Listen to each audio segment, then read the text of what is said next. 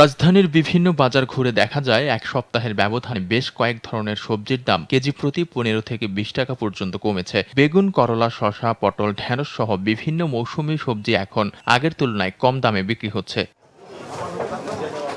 বিক্রেতারা বলছেন, ঈদ পরবর্তী বাজারে দাম কিছুটা কমেছে, তবে বিদ্যুৎ ও তেলের দাম বাড়ায় নিত্য প্রয়োজনীয় পণ্যের দাম বাড়ানোর চেষ্টা করছে একটি চক্র। একটা শ্রেণীর ব্যবসায়ী বা অসাধু ব্যবসায়ী আছে, তারা আপনার ওই যে একটা জিনিসকে কেন্দ্র করে বাকি সবগুলো কেন্দ্র করে। তেলের দাম বৃদ্ধি পেয়েছে মানলাম, বিদ্যুতের দাম বৃদ্ধি পেয়েছে, অন্যান্য দামের প্রতি তো কোনো আপনার প্রভাব পড়ে না, কিন্তু বাংলাদেশে দেখা যাচ্ছে এটা উল্টো চিত্র।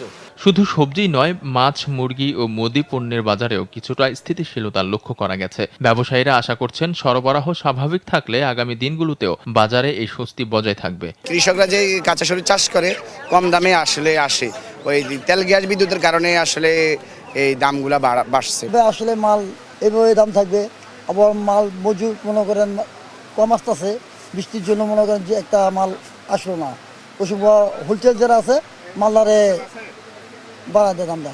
দাম কমায় খুশি ক্রেতারাও। তাদের মতে, গত কয়েক সপ্তাহের তুলনায় বাজারে এসে এখন কিছুটা স্বস্তি পাওয়া যাচ্ছে। তবে নিত্য প্রয়োজনীয় সব পণ্যের দাম আরও সহনীয় পর্যায়ে নামিয়ে আনার দাবি জানিয়েছেন তারা। এখনো অনেক সবজির দামই নাগালের বাইরে, উচ্ছা ১০০ টাকা হয়ে গেছে, এটা তো আসলে কিনে খাওয়া সম্ভব না। আরেকটু যদি কমে, আমরা যদি মাঝখানে গ্যাপটা কমাইতে পারি, যে কৃষক তো আসলে টাকা পায় না, ব্যবসায়ীরাও হয়তো বা পায় না, মাঝখানে লোকজন টাকা নিয়ে যাচ্ছে। কিছু কিছু জিনিস দাম কম আছে, অনেকগুলো জিনিস আবার অনেক দাম বেশি, যা আমাদের জন্য কেনা খুবই টাফ। এগুলা একটু কম হলে ভালো হয়। অবস্থা খুবই ভালো ভাই, যথেষ্ট দাম কম আছে, কিন্তু ক্ষেত্র বিশেষ কিছু স্পেস অনুসারে, জায়গা অনুসারে দাম বেশি। বাজারে স্বস্তি ফিরলেও ক্রেতাদের প্রত্যাশা এই স্থিতিশীলতা যেন দীর্ঘদিন বজায় থাকে। সরবরাহ স্বাভাবিক থাকলে সামনে বাজার আরও নিয়ন্ত্রণে থাকবে বলেও মনে করছেন সাধারণ মানুষ। আলভি রায়হান, দেশ টিভি, ঢাকা।